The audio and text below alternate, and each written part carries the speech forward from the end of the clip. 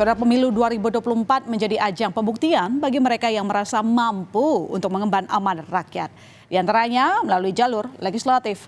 Namun tak sedikit dari para caleg tersebut yang terpaksa gigit jari lantaran berdasarkan perhitungan sementara mereka gagal maju jadi anggota dewan.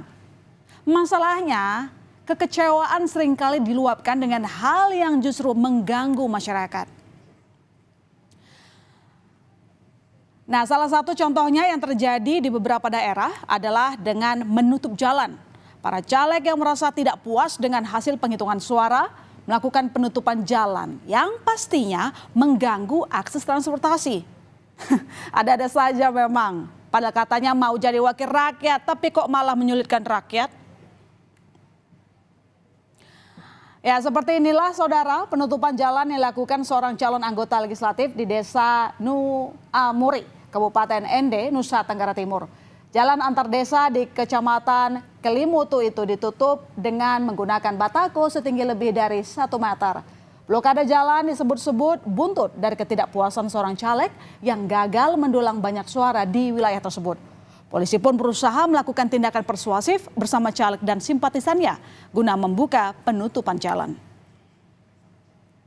Pasti kita akan lakukan tindakan tegas. Jika ada klaim-klaim yang merasa bahwa itu asetnya yang bersangkutan, aset pribadi, sedangkan itu sudah dihibahkan menjadi aset bersama, kemudian dilakukan pemaksaan dengan memblokir dan sebagainya. Jika kita teliti itu melanggar hukum, ya pasti akan kita lakukan tindakan tegas.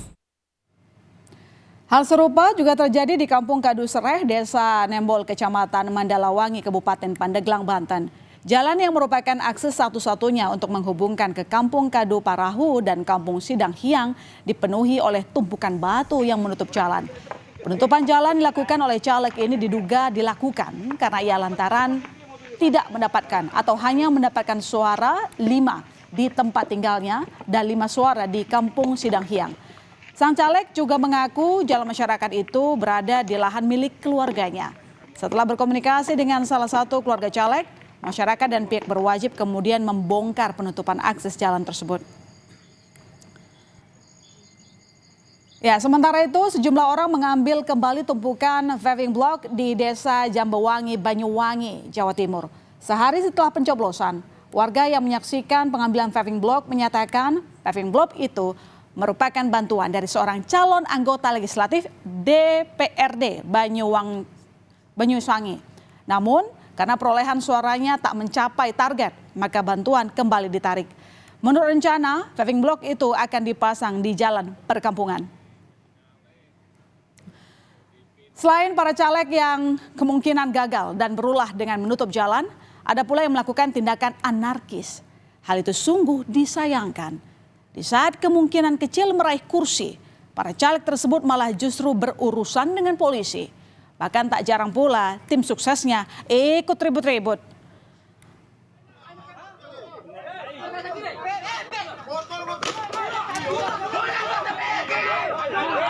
Di Kabupaten Bima NTB ini, perusakan dan pembakaran tempat pemungutan suara dilakukan sejumlah orang saat penghitungan suara di Kabupaten Bima, Nusa Tenggara Barat, 15 Februari lalu. Setidaknya 3 TPS dan suara-suara rusak di Kecamatan Parado.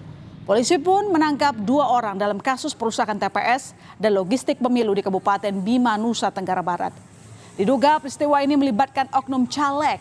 Lantaran saat insiden terjadi, sekelompok orang yang mengacau ke TPS meminta ada data-data suara yang ditambahkan untuk caleg tertentu.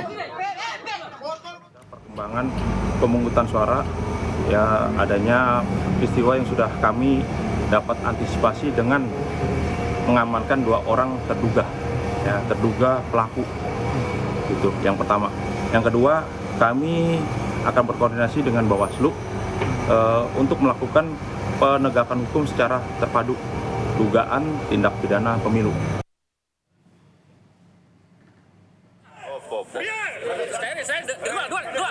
Ya, masa simpatisan seorang caleg juga membuat keributan di Lembar, Lombok Barat, NTB.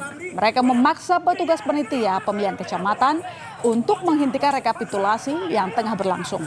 Masa tersebut mengaku kecewa karena hasil perhitungan di TPS yang diduga syarat dengan kecurangan dan berlanjut hingga ke rekapitulasi di tingkat kecamatan.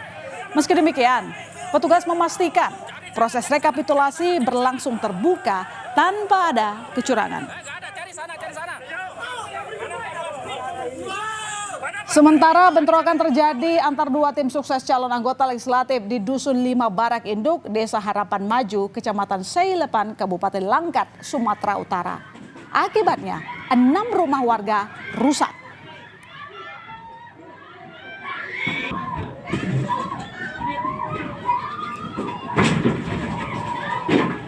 Kejadian itu bermula saat salah satu tim sukses caleg mendatangi rumah tim sukses caleg lain yang dinilai melakukan politik uang atau money politik. Adu mulut pun sempat terjadi antar tim sukses kedua caleg itu. Hingga akhirnya terjadi bentrokan. Dalam peristiwa ini, Polres Langkat mengamankan 12 orang tersangka dan berbagai barang bukti dalam kasus pengerusakan rumah dan pembakaran sepeda motor. Pertarungan berebut suara rakyat rupanya menimbulkan dampak tersendiri bagi para caleg, bahkan tim suksesnya yang tampaknya kemungkinan belum berhasil. Bahkan ada yang mengalami masalah kesehatan fisik ataupun mental.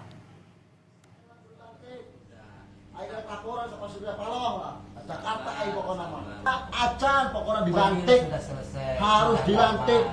Sampai 3 bulan berjuang siang malam. Ya, seperti salah satu tim sukses caleg dari salah satu partai di Kabupaten Cirebon, Jawa Barat ini.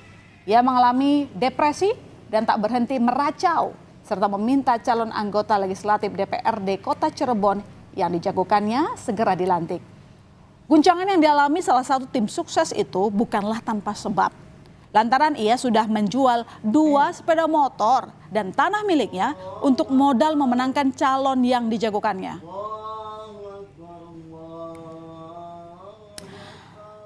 Sejumlah rumah sakit di berbagai wilayah di tanah air jauh-jauh hari telah menyiapkan layanan untuk mengantisipasi adanya permasalahan kesehatan fisik maupun mental bagi para caleg dan yang terkait proses pemilu.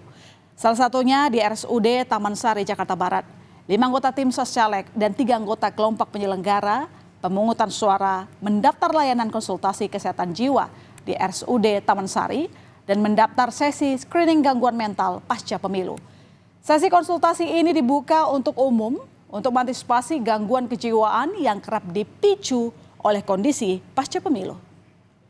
100 orang pendaftar yang akan mengikuti penyuluhan dari psikolog, psikiater, dan juga mengikuti tes HRV test ini, Heart Rate Variability Test. Dari 100 target sudah terdaftar 72 orang, 5 diantaranya adalah tim ses caleg, lalu 3 adalah petugas KPPS, dan juga yang lainnya itu adalah masyarakat umum dan tenaga kesehatan. Lapisan pemilu, pasca pemilu, baik itu KPPS maupun juga caleg dan juga tim sukses, kami membuat 2 inovasi terkait dengan layanan kesehatan jiwa.